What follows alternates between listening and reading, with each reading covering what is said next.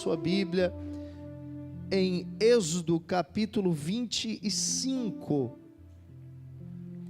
Êxodo capítulo número 25, versículo número 10. O que eu quero hoje compartilhar com os irmãos é o que, na verdade, o Senhor tem falado ao meu coração a respeito da minha vida, a respeito da igreja que eu sou pastor, a respeito da obra que nós temos edificado também. Amém, queridos? Nosso desejo é continuar edificando a casa de Deus, não só aqui em São Vicente, em Santos, mas em outros lugares. E essa palavra é uma palavra que nas últimas semanas o Senhor tem falado ao meu coração sobre a importância de nós sermos uma igreja que cultiva a presença de Deus, de nós sermos homens e mulheres que cultivam, que valorizam a presença de Deus. É tão importante quando nós estamos em um lugar tão bem organizado, em um lugar onde nós temos uma equipe de louvor abençoada, onde nós temos servos, onde nós temos uma igreja infantil que funciona tão bem. Isso é uma bênção e eu entendo que Deus tem realmente sido muito generoso para conosco, nos dado estruturas, nos dado pessoas, nos dado recursos financeiros, mas entenda que a coisa mais importante de uma igreja, a coisa mais importante em um culto é a presença de Deus. Às vezes você está em lugares muito sofisticados que não tem presença de Deus, como você pode estar em lugares muito sofisticados com muita presença de Deus. Às vezes você está em lugares muito simples, em lugares até carentes, mas ali há a presença de Deus. Então o que é mais importante quando nós chegamos a um culto, é perguntar no final do culto: Ele veio aqui, Ele esteve entre nós, Ele moveu em nosso meio, Ele falou aos nossos corações, eu fui tocado pela presença dEle, eu senti a presença dEle, talvez com lágrimas nos olhos, talvez com o coração muito alegre, muito cheio de alegria, de disposição, de euforia, mas às vezes quebrantado, às vezes prostrado na presença de Deus. Não importa como, porque nós vamos sentindo a presença de Deus de maneiras diferentes. O que importa é que você diga: hoje eu tive um encontro com o Senhor, hoje eu senti a presença de Deus. Quando eu cantava, quando eu ouvia a palavra, isso é algo tão maravilhoso. Você deve lembrar daqueles discípulos no caminho de Emaús, e eles estavam tristes porque eles haviam perdido o mestre, eles haviam perdido o seu Salvador, ou melhor, eles imaginavam que haviam perdido o seu Salvador, e eles saíram de Jerusalém, indo em direção a uma aldeia, e nesse caminho eles passaram por um lugar chamado Emaús, e ali naquele lugar Jesus se aproximou deles, mas eles não sabiam que era Jesus. Os olhos deles, diz a palavra, estavam obscurecidos, e eles foram conversando com Jesus, e Jesus foi pregando para eles a palavra, Jesus foi falando da lei, Jesus foi falando dos profetas, Jesus foi falando o que a velha aliança falava a respeito dele, e de repente, queridos, eles insistiram para que Jesus entrasse com eles em casa. Eles entraram com Jesus, Jesus partiu o pão, deu a eles a ceia, os olhos deles se abriram, e de repente Jesus não estava mais ali, Jesus foi levado, e eles então entenderam que Jesus não estava morto, eles compreenderam que Jesus havia ressuscitado. E é interessante que um disse para o outro, eram dois, eles disseram: enquanto nós andávamos, o nosso coração ardia e o nosso coração queimava pela sua presença.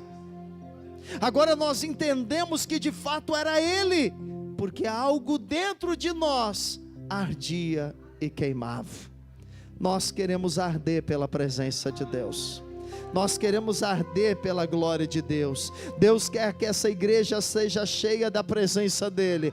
Deus quer que essa igreja seja cheia da glória dEle, e que essa glória seja um imã para atrair as pessoas desse bairro, que essa glória seja um imã para atrair as pessoas dessa cidade. Mas Deus quer te encher com a presença dEle, para que você, a presença de Deus em você, seja um imã para atrair os teus amigos, os teus familiares, os teus vizinhos, os teus colegas. Amém, queridos? Aleluia. Êxodo 25, versículo 1. Se puder pesquisar para mim aí no Google, por favor, a imagem de uma arca da aliança. Põe aí, arca da aliança. Disse o Senhor a Moisés, ou melhor, verso 10, desculpa, 10. Isso, está certo. Também farão, é Deus dizendo a Moisés algumas coisas a respeito da edificação que ele havia de construir, chamada tabernáculo. E aqui no verso 10 o Senhor fala da construção, da confecção, melhor dizendo, da arca da aliança. Diz assim: também farão uma arca de madeira de acácia, de 2 côvados e meio será o seu comprimento, de 1 côvado e meio a largura, e de 1 côvado e meio a altura. De ouro puro a cobrirás, por dentro e por fora a cobrirás, e farás sobre ela uma bordadura de ouro ao redor. Verso número 17, por favor, pode ver o 16. E porás na arca o testemunho que eu te darei. Também farás um propiciatório, ou seja, uma tampa de ouro puro, de 2 côvados e meio será o seu comprimento, e a largura de 1 côvado e meio. Farás 2 querubins de ouro batidos farás nas 2 extremidades do propiciatório, 1 querubim na extremidade de uma parte, o outro na extremidade da outra parte, de uma só peça. Com o propiciatório fareis os querubins nas 2 extremidades dele. Os querubins estenderão as asas por cima, cobrindo com elas o propiciatório. Estarão eles de faces voltadas uma para a outra, olhando para o propiciatório. Porás o propiciatório em cima da arca, e dentro dela porás o testemunho que eu te darei. Ali virei a ti. Agora preste atenção o que o Senhor está dizendo, só para contextualizar você. Deus chamou um homem de nome Moisés, e Deus disse a Moisés que gostaria que Moisés construísse um tabernáculo, uma tenda, onde Deus pudesse visitar o seu povo, onde Deus pudesse estar no meio do seu povo, porque esse sempre foi o propósito de Deus, que a sua presença estivesse no meio do seu povo. Desde o começo da criação de Adão e de Eva, Deus os visitava. Você conhece a história, na viração do dia, e ali Deus tinha comunhão com eles, Deus falava com aquele casal, Deus desfrutava deles e eles desfrutavam de Deus. Depois, por causa do pecado, eles perderam esse senso de comunhão, perderam esse senso de presença de Deus. Mas logo na queda o Senhor prometeu que novamente restauraria a presença dele através da vinda de Jesus e depois do Espírito Santo no meio do seu povo. Mas a história da Bíblia é a história de um Deus que quer estar entre o seu povo. A história da Bíblia é a história de um Deus que quer estar entre nós. Amém, amados? E a história vai andando, nós não temos tempo para dar todos os detalhes. A história vai caminhando, mas você vai compreender num determinado momento que Deus chama Moisés e diz: construa um tabernáculo. Esse tabernáculo, ele era dividido em 3 partes. E na parte mais secreta, a parte mais reservada, chamada Santo dos Santos, ela era separada das outras 2 partes por uma cortina. Ali naquela parte Deus disse: coloque uma arca. Tem aí a imagem de uma arca? Isso aí, só para você ter uma ideia da arca da aliança. Então a arca era uma caixa toda revestida de ouro, madeira de acácia. Em cima desta caixa tem uma tampa. Essa tampa é chamada de propiciatório. Você vai ver que nas laterais existem varas, porque essa arca, ela deveria ser em alguns momentos carregada, e ela deveria ser carregada nos ombros pelos sacerdotes, pelos levitas. Em cima da arca há 2 querubins, um apontando em direção ao outro. Essa peça, ela tinha que ser feita de uma única forma, de uma única maneira, sem divisões. É uma única peça. E dentro da arca, você está vendo aí essa imagem, aparece o que tem dentro da arca. Ali você vai ver as tábuas da lei, a vara de Arão que floresceu, e você tem ali um vaso, e dentro desse vaso tem um maná. Amém, amados? E Deus disse que ali, então vamos voltar lá para o verso número 22, você já viu que é a arca.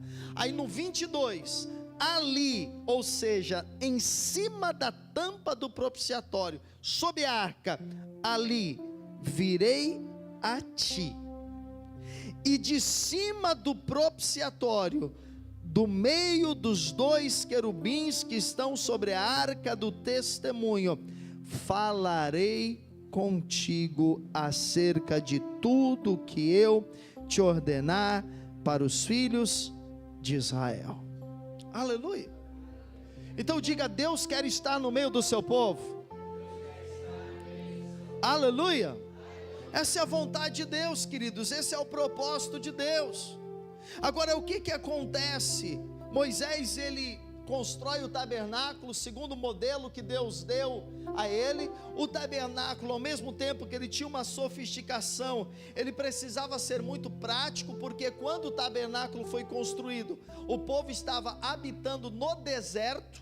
Então eles estavam em uma viagem, eles estavam em uma peregrinação. Então eles se estabeleciam em um lugar do deserto, ficavam ali 1 mês, 2 meses, 6 meses, 1 ano.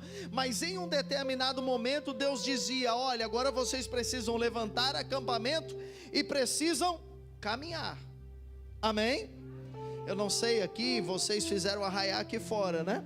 Já desmontaram tudo? Ainda não? Já desmontaram tudo. É mais ou menos o que fazia no tabernáculo. Nós fazemos o nosso arraiar dentro do prédio da igreja. Então você imagina, né? Lá dentro do prédio a gente montou, onde nós fizemos montamos as barracas, e pusemos cama elástica, e pusemos painel, e decoramos e penduramos um monte de coisa. Só que hoje tinha culto. Então ontem, quando acabou o arraiar, o que tinha que fazer? Desmontar tudo, porque hoje tinha um culto e não dava para os irmãos chegarem lá e achar culto é arraiar. Não dava, não é? A arca é a mesma coisa. A arca, o tabernáculo é a mesma coisa. Deus falava: agora vocês precisam levantar acampamento, vão para outro lugar. O que o povo fazia? Precisava desorganizar tudo aquilo, precisava arrumar tudo aquilo e partir para outro lugar. Só que quem conhece um pouquinho a história bíblica sabe que a coisa era muito complexa. O tabernáculo tinha muitos detalhes, tinha muitos padrões, tinha muitas regras, muitos protocolos, muitas etiquetas, mas eles já sabiam. Tinham pessoas responsáveis por cada pecinha do tabernáculo, quem cuidava da cortina, quem cuidava da cobertura, quem cuidava dos móveis, quem cuidava dos utensílios, quem cuidava do sacrifício. Eles iam lá e partiam para outro lugar. Então o tabernáculo, ele sempre esteve andando. Amém, amados? E passando a história, um dia esse tabernáculo, ele agora, o povo já saiu do Egito, o povo já peregrinou pelo deserto, o povo já conquistou a terra prometida através lá do Josué. Agora esse tabernáculo, ele está fixo em um lugar. Ele não está mais peregrinando, ele não está mais mudando, ele está em um lugar, ele está em uma cidade. O nome desta cidade é Siló, e ali tem o tabernáculo. E as pessoas das cidades vizinhas, as pessoas de Israel, elas precisavam ir lá a Siló pelo menos 1 ou 2 vezes no ano, para fazer orações, para levar sacrifícios, para estar no templo, para estar diante da arca do Senhor, ou pelo menos sabendo que a arca estava ali. Lá nesse tabernáculo, ou nesse lugar onde a arca estava, havia um sacerdote.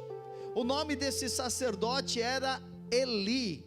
Ele era pai de 2 sacerdotes também, Ofni e Finéias. Abra comigo em 1 Samuel 4, para você entender o que vai acontecer lá. 1 Samuel 4.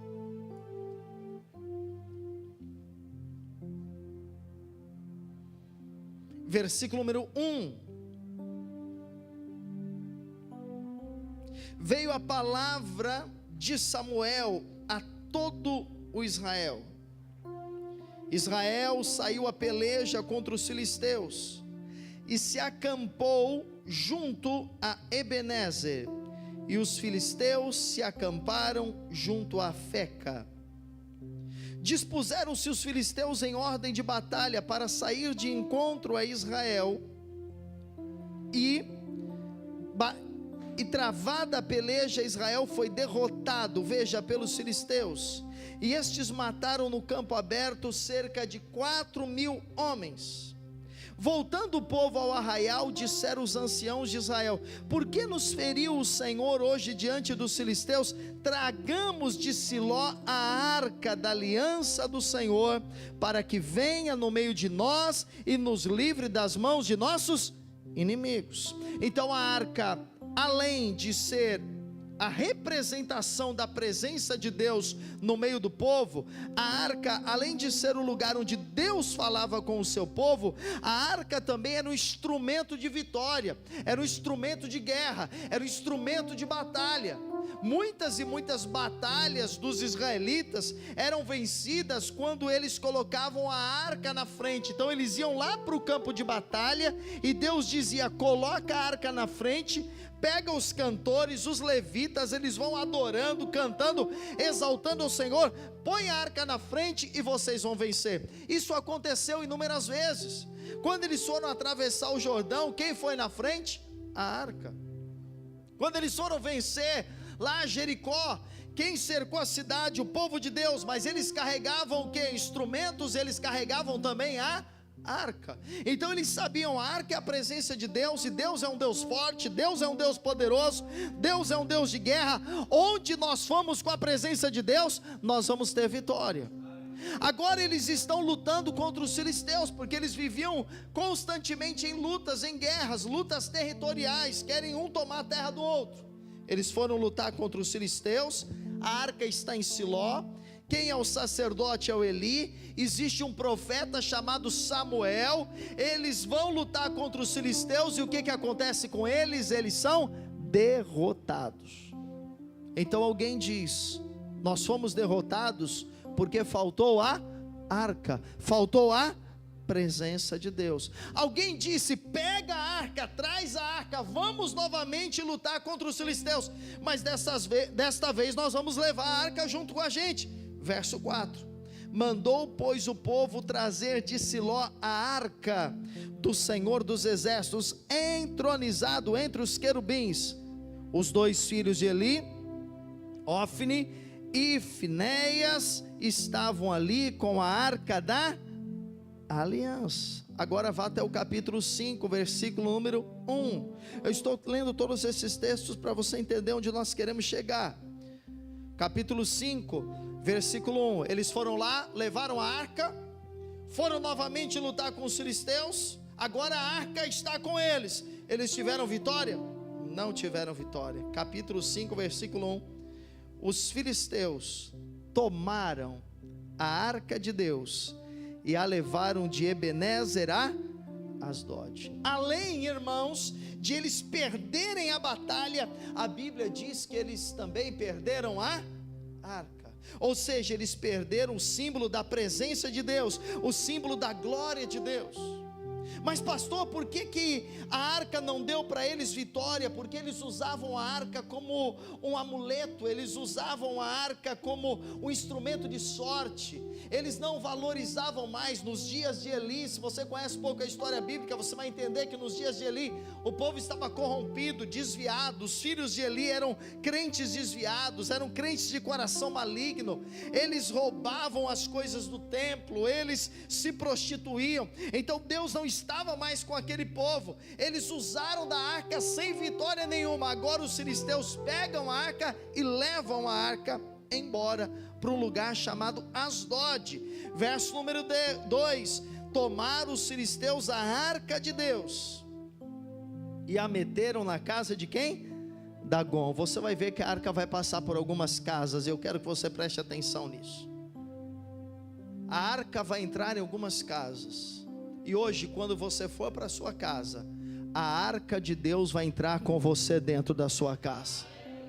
Esse é um tempo da presença de Deus entrar na tua casa. Esse é um tempo da presença de Deus entrar na tua família. Esse é um tempo da presença de Deus fazer algo diferente no teu lar. Vai ter um impacto na vida dos teus filhos, do teu casamento. Vai ter um impacto na vida dos teus vizinhos. Amém? A arca foi lá na casa de Dagon. Quem era Dagon? Dagon era um ídolo. Diz que ele era metade homem, metade peixe. E ele era um ídolo que as pessoas faziam, era um Deus com letra minúscula, que as pessoas faziam adoração, faziam sacrifícios, e ele tinha um templo. Pegaram a arca, colocaram lá na casa de Dagon. Está lá, vamos ver o que aconteceu.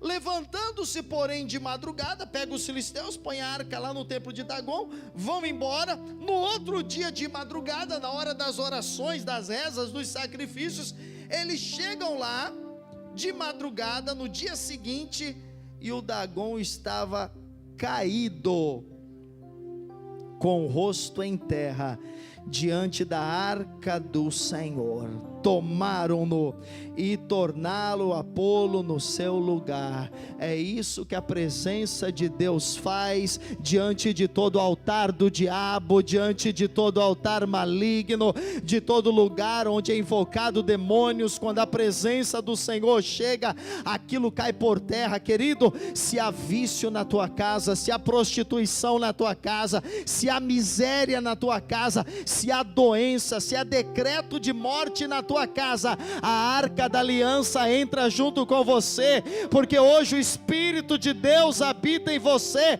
Você carrega a arca da aliança, e tudo que é maligno já caiu por terra. Está lá, caiu. Aí eles falaram: não, deve ter dado um vento, um tremor de terra. Pegaram Dagon, colocaram o Dagon no altar e deixaram a arca lá.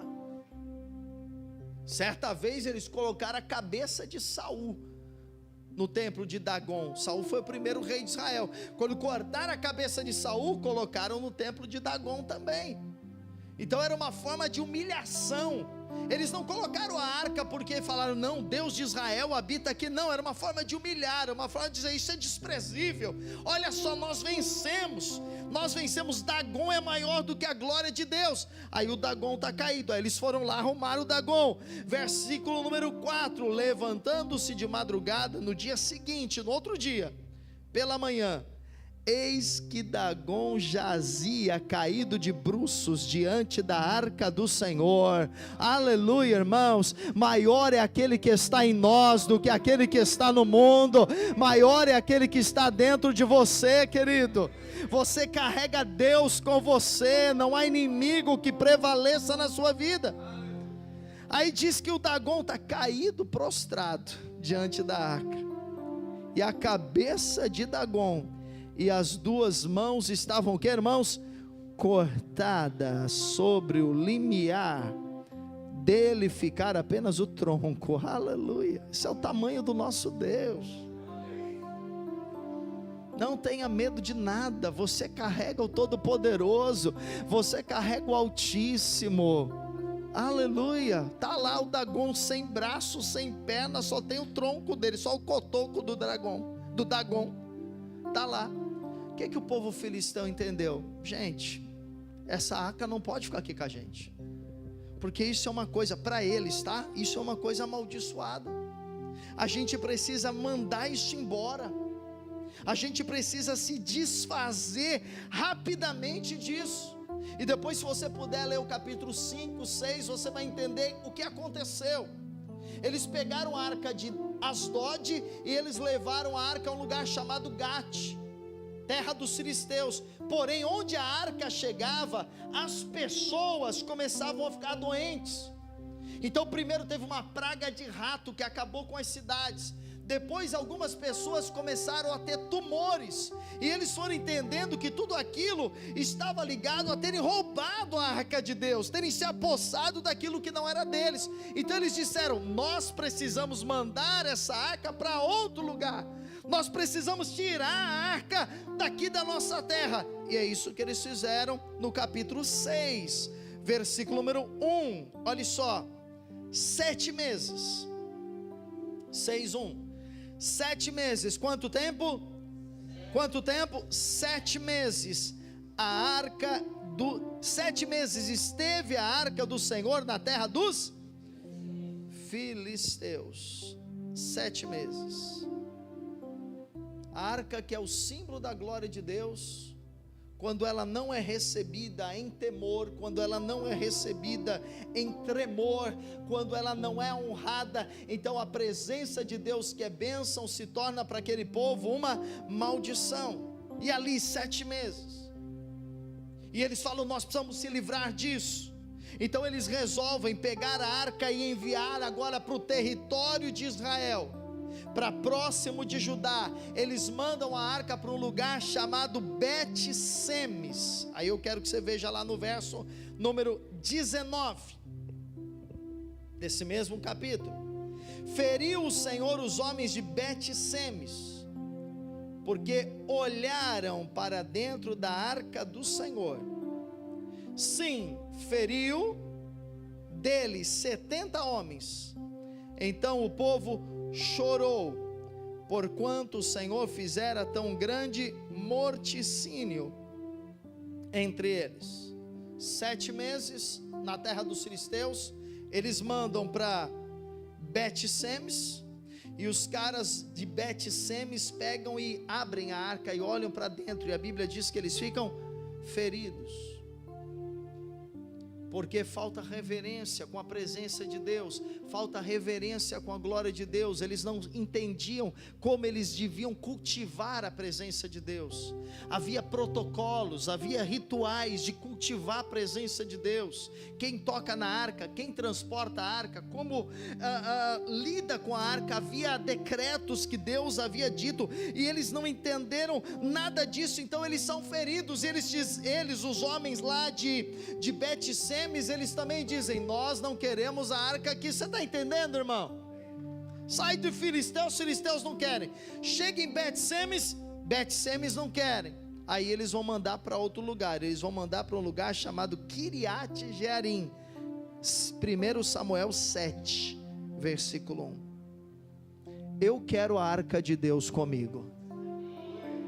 Diga para quem está ao seu lado: você vai ter a arca de Deus. Você já tem a arca de Deus todos os dias com você. Aleluia. Quem quer a arca de Deus? Dê um glória a Deus aí. As pessoas não quiseram. Elas queriam outras coisas. Elas trocaram o Dagon pela arca de Deus. Depois elas trocaram o comodismo. Ao invés de aprender como lidar com a arca, eles falaram: não, a gente não quer isso aqui não, vamos desfazer disso.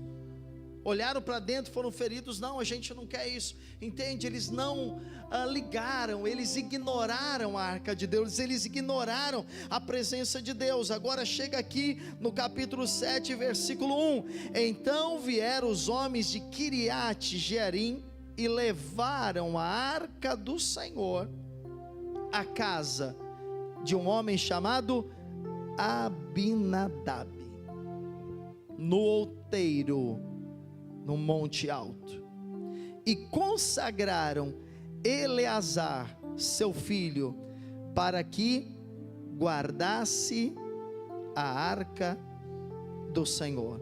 Versículo número 2: sucedeu que desde aquele dia a arca ficou em Kiriat-Jearim, e tantos dias se passaram, que chegaram a quantos anos? Quantos anos? 20 anos. A presença de Deus ficou no lugar chamado Kiriat-Jearim, na casa de um homem chamado Abinadab, por quantos anos? 20 anos. Mas escute uma coisa, a arca de Deus, 20 anos numa cidade, não fez nada, não mudou nada, não impactou nada, porque o versículo continua dizendo: e toda a casa de Israel dirigia lamentações ao Senhor.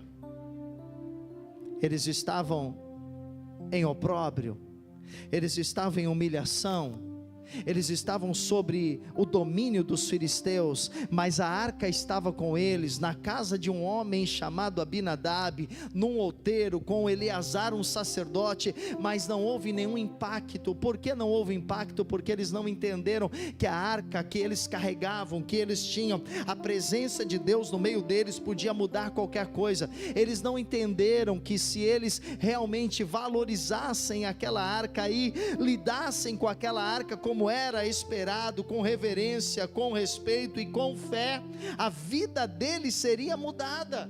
Nada aconteceu. Isso me incomoda muito, porque nós temos a presença de Deus, nós carregamos a glória de Deus. Irmãos, essa presença que nós carregamos tem que mudar a nossa casa, tem que mudar o nosso casamento, tem que mudar a nossa família, tem que mudar os nossos relacionamentos, tem que mudar a nossa igreja. Nós precisamos de uma presença que mude, que transforme, que nos faça novas pessoas, que nos faça pessoas intensas em Deus, fervorosas no Espírito, apaixonadas por Jesus. Abinadab lidou com aquilo como se fosse um móvel qualquer. Talvez ele pôs lá junto com alguns móveis velhos para qualquer dia doar. Talvez ele pôs lá no quintal da sua tenda, junto com coisas velhas, e ali ficou esquecida durante quantos anos? 20 anos. Então o povo de Israel, escute, eu já estou indo para o fim. O povo de Israel está sofrendo lamentações, eles estão sofrendo, eles estão sobre opróbrio, e eles olham para as nações ao redor, e eles percebem que todas as nações têm reis, e eles não têm reis, eles são governados por juízes. Samuel é um dos juízes, o último juiz que os governa, e eles então começam a dizer para Deus: Deus, nós queremos um rei. Eles vão para Samuel, a arca está lá em Kiriat Jearim, na casa de Abinadab, 20 anos, esquecida, empoeirada, e eles estão dizendo: Deus, nós precisamos de um rei, porque é um rei que vai nos libertar, é um homem que vai nos tirar do opróbrio, é um homem que vai, nos tirar dessa situação vexatória, de vergonha. E eles pedem rei, eles vão lá, enche a paciência de Samuel, e Samuel vai para Deus e diz: Deus, o teu povo quer um rei. Deus diz: não, eu não quero dar a eles um rei, eu sou o rei deles, eu quero ser o Senhor deles. E o povo insiste, e Deus fala: já que vocês estão pedindo demais, eu vou dar, mas é por conta de vocês. E Deus então permite que o povo escolha um rei, o nome dele é Saul. Você já deve conhecer um pouco a história de Saul. Saul foi um rei escolhido por Deus, que começou muito bem e terminou muito mal. Nós sempre dizemos: não é como você começa, é como você termina. Tudo é como você termina, tudo é como você encerra. Abrir uma porta é fácil, vá até o fim, até o último momento, para que ela permaneça aberta. Amém, queridos? Começar algo é fácil, é importante que você encerre ciclos, encerre votos, encerre propósitos, encerre aquilo que você começou. Samuel começou bem, Saul começou bem, mas terminou mal. Saul então é elevado a rei de Israel. Daqui a pouco ele sai lá da casa dele e ele se torna rei. E Deus diz: esse é um rei que vocês escolheram, esse é o rei que vocês merecem, Saul. E Saul, ele reina durante 40 anos. Alguns teólogos dizem 42, 40 anos. Ele reina sobre todo Israel. Ele tem vitórias, tem derrotas. Ele tem um fim trágico. Ele perde para os filisteus, arrancam a cabeça dele, colocam lá na casa de Dagon. Mas 40 anos em que Saul reinou, ele não lembrou da arca de Deus. Escute isso: 40 anos que Saul foi rei, ele ignorou a arca de Deus. A arca de Deus continuou esquecida na casa de um homem. E o tempo passou, e Saul ia para o campo de batalha e não levava a arca. Saul não levantou sacerdotes para ministrar diante da arca, 40 anos sem a arca de Deus, até que Saul é morto, e Deus levanta, e é aqui que a gente vai encerrar, mas é a parte principal, porque Deus levanta um outro rei. E qual é o nome desse rei? Qual o substituto de Saul? Davi. E Deus levanta Davi. Tem toda uma história que você deveria ler, muito interessante, poderosa. Há conflitos, há perseguições. Saul vai perseguir Davi até o último dia da vida dele, quer matá-lo, tem inveja dele, não quer que ele seja rei. Mas Davi é propósito de Deus, ele é ungido do Senhor. Deus escolheu Saul, foi negligenciado por Deus, então Deus levanta Davi, Davi se torna rei. E sabe a primeira coisa que Davi resolve fazer? Ele diz: eu quero a arca de Deus comigo. Aleluia. Ele diz: eu quero que no meu reino, eu quero que na minha nação, eu quero que as minhas decisões sejam tomadas com a arca, com a presença da glória de Deus. 1 Crônicas 13, versículo número 1.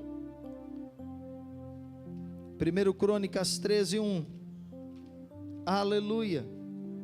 Eu quero a presença de Deus. Você quer a presença de Deus também, eu sei disso. 1 Crônicas 13, 1. Consultou Davi os capitães de 1000, os de 100 e todos os príncipes, e disse a toda a congregação de Israel: se bem vos parece, e se vem isso do Senhor nosso Deus, enviemos depressa mensageiros a todos os nossos outros irmãos em todas as terras de Israel, e aos sacerdotes e aos levitas com eles nas cidades e nos arredores, para que se reúnam conosco. Tornemos a trazer para nós a arca do nosso Deus, porque nos dias de Saul não nos valemos dela. Então o que Davi está dizendo? Saul não valeu-se da arca, não usou da arca para ter vitórias, para prosperar, para avançar como nação. Ele ignorou. Nós não. Nós queremos a arca, porque nós sabemos que a glória de Deus em nós nos conduz à vitória, nos conduz ao triunfo. A presença de Deus é que nos faz felizes, prósperos e abençoados. Versículo 4. Então toda a congregação, Davi teve pressa em ter a presença de Deus. Irmãos, todas as vezes que nós nos reunimos num culto, ou em uma célula, ou em qualquer outra reunião, nós temos que apressadamente dizer: Senhor, eu quero a tua glória, eu quero a tua presença. Quando os músicos sobem aqui, apressadamente eles devem desejar a presença de Deus. Quando nós começamos aqui um culto e falamos graça e paz ou boa noite, apressadamente nós queremos a presença de Deus, nós queremos a glória de Deus. Não queremos apenas reuniões, não queremos apenas encontros, nós queremos encontros com a presença de Deus, sabe? Eu não sei qual foi a última vez que você sentiu a presença de Deus, mas deveria ter sido muito remota, não muito remota essa lembrança, deveria ser algo fresco, deveria ser: olha, presença de Deus hoje no louvor estava tão tremendo, eu senti, pastor, ou ontem orando, ou hoje de manhã orando, eu não sei, mas queridos, Deus quer se revelar a você. Verso número 5.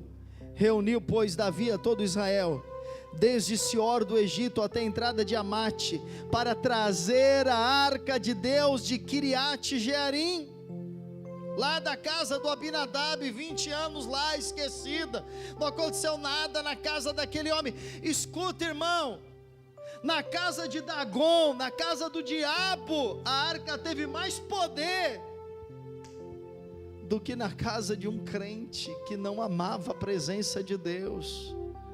Você sabe que às vezes o ímpio respeita mais a glória de Deus do que alguns crentes. Às vezes o ímpio, ele tem mais temor da glória de Deus do que um crente. Não, isso não pode acontecer conosco. Nós somos uma igreja apaixonada, nós somos um povo intenso, nós somos uma igreja que ama o Senhor, que é amado por Ele, nós somos uma igreja que crê no Evangelho da Graça, nós somos uma igreja que quer avançar, que quer crescer, mas nós somos uma igreja que quer a glória de Deus. Irmão, qualquer coisa podem falar ao nosso respeito, mas não pode faltar, lá tem a glória de Deus. Aquele pastor tem a glória de Deus, aquele líder da minha célula tem a glória de Deus, aqueles músicos têm a glória de Deus. Davi falou: vai lá atrás da casa desse homem, traz logo. Então Davi, com todo Israel, verso 6, subiu a Balaá, isto é, espera um pouquinho que o meu tempo está acabando aqui. Ai. Ok. Então, 5 minutos mais, irmãos? Amém? Então Davi, com todo Israel, subiu a Balaá, isto é, Quiriate Jearim, que está em Judá, para fazer subir dali a arca de Deus, diante da qual é invocado o nome do Senhor, que se assenta acima dos querubins. Verso 7, puseram a arca de Deus num carro novo, e a levaram da casa de Abinadab, e Uzá e Aiô guiavam o carro. Davi e todo Israel alegravam-se perante Deus, com todo o seu empenho em cânticos, com harpas, com alaúdes, com tamborins, com símbolos e com trombetas. Quando chegaram à eira de Quidom, estendeu Uzá a mão, a arca, para segurar, porque os bois tropeçaram. Então a ira do Senhor se acendeu contra Uzá e o feriu, por ter estendido a mão à arca, e morreu ali perante Deus. Desgostou-se Davi, porque o Senhor irrompera contra Uzá, pelo que chamou aquele lugar Pérez Uzá até o dia de hoje. Temeu Davi a Deus naquele dia, e disse: como trarei a arca de Deus? Pelo que Davi não trouxe a arca para si, para a cidade de Davi, mas a fez levar a casa. Veja que a arca gosta de estar em casas. Aleluia. Estava lá Davi levando a arca, tinha lá o pessoal cantando, dançando, a arca estava sendo carregada em cima de um carro de bois, e de repente os bois iam tropeçar, e Uzá foi lá pôr a mão na arca, mas não podia. Eles não entendiam protocolos, eles não entendiam como lidar com a presença de Deus. Irmãos, tem uma coisa, nós precisamos aprender a lidar com a presença de Deus, porque se nós não soubermos lidar com a presença de Deus, nós perdemos não a presença, a onipresença de Deus, mas a presença revelada, a Shekinah, a presença manifesta. Porque em qualquer lugar que você vá tem a presença de Deus, porque Deus habita em todos os lugares. Davi disse: se eu for no mais alto céu, Deus está lá, mas se eu for lá no centro da terra, Deus está lá. Se eu for no abismo, Deus está. Se eu for lá no fundo do oceano, Deus está. Deus está em todos os lugares, porque Ele é onipresente. Agora a presença manifesta de Deus, aquela que você entra no lugar e você fala: Deus está aqui. Eu estou do lado de uma pessoa aqui, eu estou sentindo, Deus está nela. Esse irmão começou a cantar, Deus está nele. Esse pastor começou a pregar, Deus está nele. Isso não é em todo lugar, nós precisamos cultivar isso, nós precisamos aprender a cultivar isso. Existe um protocolo para isso acontecer. Às vezes as pessoas estão no culto, mas elas estão dispersas. Às vezes as pessoas estão no culto, mas elas estão com a cabeça em outro lugar. Às vezes as pessoas estão no culto, mas elas estão mais preocupadas com o ambiente, preocupadas não com o ambiente espiritual, mas com as coisas físicas. Nós precisamos aprender a parar e ligar o nosso espírito ao Espírito de Deus, e entender que um culto é o lugar para estar diante da arca, para estar diante da glória do Senhor, e nós queremos essa glória. Então todo culto nós queremos a glória. Para que isso aconteça, você durante a semana vai cultivando a arca dentro da tua casa, porque antes da arca chegar na tenda de Davi, ela passou por algumas casas. Em algumas casas ela não fez nada, mas você vai ver que ela fez algo poderoso na casa de um homem. Uzá não sabia, foi lá, pôs a mão, morreu. Então Davi ficou desgostoso, ele disse: puxa, eu já tentei de inúmeras formas, 40 anos que a arca está esquecida, e agora eu fui tentar, levaram para a casa do Obed-edom. Versículo número 14: assim ficou a arca de Deus com a família de Obed-edom 3 meses. Quantos meses? Porque quando você tem a presença de Deus, não precisa de 1 ano, 2 anos, 10 anos, 15 anos, 20 anos. Quando você tem a presença de Deus, Deus faz as coisas com velocidade, Deus faz as coisas rápido, querido. Por isso cultive a presença de Deus. Aquilo que está para acontecer na sua vida em 1 ano, 5 anos, 10 anos, vai acontecer rapidamente, porque você está carregando a presença de Deus 3 meses. Deus abençoou a casa de Obed-edom e tudo que ele tinha. Quando a arca entrou lá, quem estava doente da casa dele ficou curado, quem estava desempregado começou a prosperar, quem estava, já à beira da morte recebeu mais anos de vida. As famílias que estavam em confusão, chegou a paz. A arca chegou, tudo resolveu. 3 meses. 3 meses, por quê? Porque Obed-edom entendeu o que era aquilo. Ele entendeu que aquela presença de Deus era tudo na vida dele, e ele cultivou aquilo no coração. Então chegou a notícia lá para Davi, e falaram para Davi: olha Davi, a arca está na casa de Obed-edom, e Deus está abençoando ele demais, Deus está prosperando ele demais. A graça de Deus está sobre ele, tudo que ele está fazendo está dando certo, tudo que ele está fazendo está prosperando. Agora veja o capítulo 15, versículo número 1. Aleluia. Fez também Davi casas para si mesmo na cidade de Davi, e preparou um lugar para a arca de Deus, e lhe armou uma tenda. Então disse Davi: ninguém pode levar a arca de Deus senão os levitas, porque o Senhor os elegeu para levarem a arca de Deus e os servirem para sempre. Davi reuniu a todo Israel em Jerusalém para fazerem subir, da onde? Da casa de Obed-edom, a arca do Senhor ao seu lugar que ele tinha preparado. Versículo 25: foram Davi e os anciãos de Israel e os capitães de milhares para fazerem subir com alegria a arca da aliança do Senhor da casa de Obed-edom. Tendo Deus ajudado os levitas que levavam a arca da aliança do Senhor, ofereceram em sacrifício 7 novilhos e 7 carneiros. Davi, vestido de um manto de linho fino, como também todos os levitas que levavam a arca, e os cantores, e Quenanias, chefe dos que levavam a arca e dos cantores. Davi vestia também uma estola sacerdotal de linho. Assim todo Israel fez subir com júbilo a arca da aliança do Senhor, ao som de clarins, de trombetas e de símbolos, fazendo ressoar alaúdes e harpas. Capítulo 16, verso 1. Introduziram, 16:1. Introduziram, pois, a arca de Deus e a puseram no meio da tenda que lhe armara Davi. Saul não quis saber da arca, mas agora Davi armou uma tenda, e lá no meio da tenda, que é o tipo do tabernáculo, Davi colocou a arca. no centro do seu reinado, no centro da sua vida.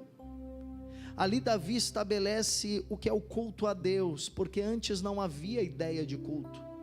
É a partir do tabernáculo de Davi que se começa o culto, porque ele faz turnos, 24 horas de cantores, de levitas, de arpistas, de pessoas que vão cantar, entoar ininterruptamente, adoração a Deus. Começa o culto a Deus em Israel ininterrupto, e a arca no centro. E agora tudo que Davi faz, ele faz porque a arca está no centro da vida dele. Eu quero te convidar a isso, querido. Eu vim aqui esta noite com essa missão, te convidar a cultivar a presença de Deus, te convidar a ser alguém